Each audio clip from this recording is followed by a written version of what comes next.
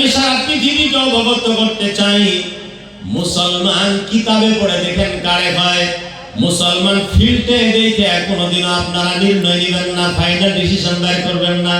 কারণ ফিল্ডের মুসলমান বেলে, কিতাবের ইসলাম বেলে। ফিল্ডের মুসলমান আলাদা, কিতাবের মুসলমান আলাদা।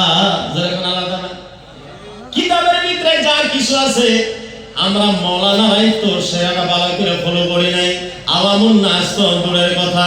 এখন সারা পৃথিবীকে আমি করজের অনুরোধ এটাই করব, এসামিজ ভাষা দিয়েও কব, আপোনালোক সতর্ক কৰিবলৈ এই জুমলাৰ বাক্য আপোনালোকৰ সন্মুখত পেশ কৰিছো। আপোনালোকে মুছলমান ফিল্ডত চাই কোনোদিন ডিসিশন নলব যে মুছলমান ইয়াকে কোৱা হয়। কমসে কম আপোনালোকে কিতাবের ভিতৰত কি আছে, হিস্ট্রি অফ লাইফ মুহাম্মদ সাল্লাল্লাহু আলাইহি ওয়াসাল্লামের মাজত ভিতৰত কি আছে আপোনালোকে স্টাডি কৰক, আপোনালোকে অধ্যয়ন কৰক। আজি পর্যন্ত বড় বড় পণ্ডিতগণ, গবেষকগণ যারা পুস্তক লিখছে, যারা গ্রন্থ রচনা করছে, তারা ইসলামের সারা ডিভিশন বুঝার পরে কলিমা পড়ে মুসলমান হয়ে গেছে। এরকম সুবহানাল্লাহ। তো প্রিয় মুসলমান, আমার অর্থটা কি বুঝছেন? আমার মতলবটা কি বুঝছেন? আমার উদ্দেশ্যটা কি বুঝছেন? এখানে আমি মুখ দিয়ে খালি ঠাস ঠাস করে খবর পাইতেছি না, কুলচাটা খালি ফাটতাছে আমার। আল্লাহর নবী রাহমাতুল লিল আলামিন 1450 বছর আগে আবু জেহেলের হাতের মারে খায়া, আবু লাহাবের হাতের মারে খায়া, উকবা শাহর হাতের পাথরের আঘাত খায়া যে ইসলাম আমাদের দিয়ে গিয়েছিলেন, সেই ইসলাম এখন তালাশ করে পাওয়া যায় না। এখন আমরা মসনুই ইসলামের পাশে, আমরা এখন আর্টিফিশিয়াল ইসলামের পাশে, এখন আমরা বানাওয়াটি ইসলামের পাশে, এখন আমরা নিজে মনোনীত এবং নিজে গইরে নেওয়া ইসলামের পাশে দৌড়াদৌড়ি করছি। আসলে নিজে গইরে নেওয়া, নিজে মনোনীত করা ইসলামের পিছনে দৌড়লে কোনোদিন ইসলাম জিন্দা হবে না, ইসলামের সম্মান কায়েম থাকবে না। আমার নবীর সেই পাথর খাবার ইসলামের কথা মনে করো। রহমাতুল লিল আলামিন সন 8 হিজরিতে যখন মক্কা নগরী দখল করে, মক্কা নগরীতে আমার নবীকে কত কিসিমের লাঞ্ছনা বাঞ্ছনা দিয়েছে, হিস্ট্রি পড়লে চোখের মানে আটকায় রাখা মুশকিল হয়ে যায়।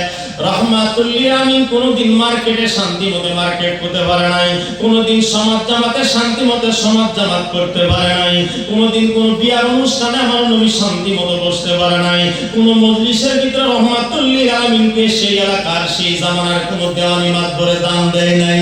তবু নবীজি এই সারা দুঃখ কলিজার ভিতরে দাবায় লয়া সারা পৃথিবীর বুকে দ্বীন ইসলাম প্রচার করে গেছে।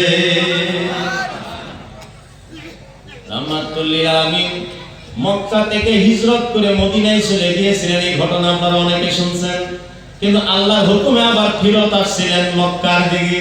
মক্কা দখল হয়ে গিয়েছিলেন, মক্কার সারা মানুষ, সারা নাগরিক, সারা বাসিন্দা নবীর হাতে, নবীজি কন্ট্রোলে চলে আসছিলেন। রহমাতুল লিল আলামিন কাবা ঘরের সামনে খাড়া আছে, মক্কার কাফেররা থরথর করে কাঁপছে।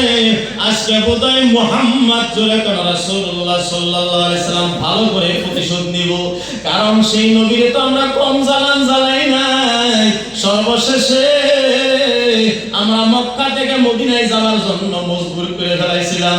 রাইতে রাইতে আবু বকরের সাথে করে লইয়া মক্কা নগরী ত্যাগ করে মদিনার বাসিন্দা হয়ে গিয়েছিলেন।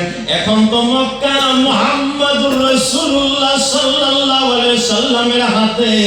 আজকে বোধহয় আমাগরে মন ভইরা প্রতিশোধ নিবে। আজকে ছাড় নাই, আজকে বোধহয় আর বাঁচাই, আজকে তো ধরা গেছে ভালো করে। আজকে সাহাবাদেরকে দিয়ে আমাদের বান্দাকে হ্যান্ডকাপ দেওয়াইবে আর আমাদের উপর থেকে প্রতিশোধ নেওয়াইবে, কারণ আমরা হযরতে বেলালের বহুত জ্বালান জ্বালাইছি, খবাবের বহুত জ্বালান জ্বালাইছি, সাহাবায়ে কেরামদেরকে ভুকা থাকতে মজবুর করছি, হাট করতে দেই নাই, মার্কেট করতে দেই নাই, বাজার করতে দেই নাই, গাছের পাতা খায় খায় পেট ভরায় তারা দিন পার করছে। আজকে তো মক্কা নগর তাদের হাতে চলে গেছে।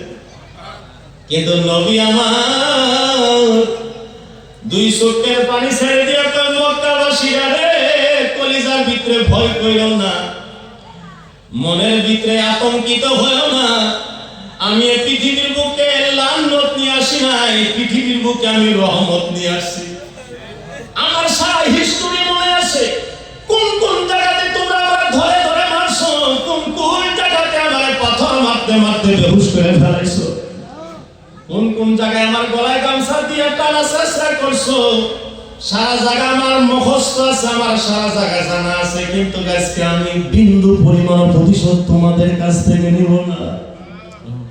যেরকম হযরত ইউসুফ আলাইহিস সালাম তার 11টা বাইরে মাফ করে দিয়েছিলেন, এটা জানা সত্ত্বেও যে আমার অন্ধকার কুয়ার ভিতরে আমার 11টা ভাই নিক্ষেপ করেছিল আমার মেরে ফেলার জন্য, কিন্তু আল্লাহর হুকুমে আমি মিশরের বাদশা হয়ে গেছি।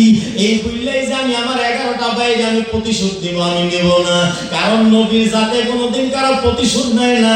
আল্লাহ নবীরে পাঠাই, নবীকে পাঠাই সারা মানুষের বুঝাইয়া মহব্বতের জালে ফাঁসাবার জন্য। জোরে বল আল্লাহু আকবার। নবী তো জাহান রহমাতুল লিল আলামিন মক্কাবাসীদের সম্মুখে এলান করে দিলেন, লা তাসরিবা আলাইকুমুল ইয়াউম ওয়া আনতুমুত তুলাকা।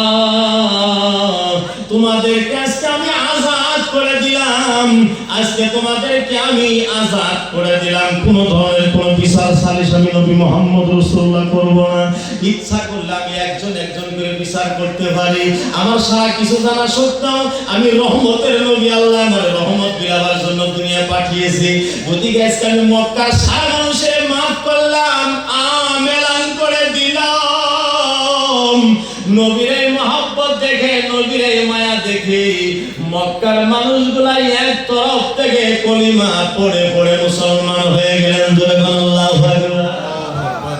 কিন্তু আমাদের এই স্বভাব আছে গো, জোরে কোন আছে?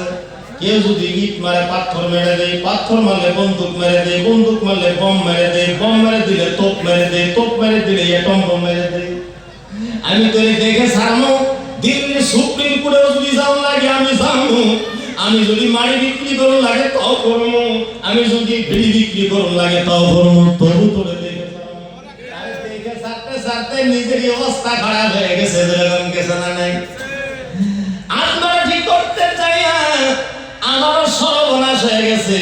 এই হিংসা, এই বিদ্বেষী, এই যেটা ভাব অন্তরের ভিতরে কলিজার ভিতরে আপনি পোষণ করছেন আমার নবীজি, এই বিষয় নিয়ে আজ থেকে 1450 বছর আগে বলে গেছেন, লা ইয়াহিল্লু লিমুসলিমিন আইয়াহাজুরা মুসলিম ফাওকা সালাস। একজন মুসলমানের আরেকজন মুসলমানের সাথে স্বাভাবিক কায়দা হইতেই পারে। যেরকম পারে না নাই? কারণ একটা জিনিস যদি আছে আমার ভিতরে রাগ গুসা, এটা স্বাভাবিক কথা, কিন্তু রহমতুল্লাহ একটা মেয়াদ বাঁধে দিছে যে এই কায়দাটা কতদিন পর্যন্ত এলাওয়েট আছে শরীয়ত মোতাবেক।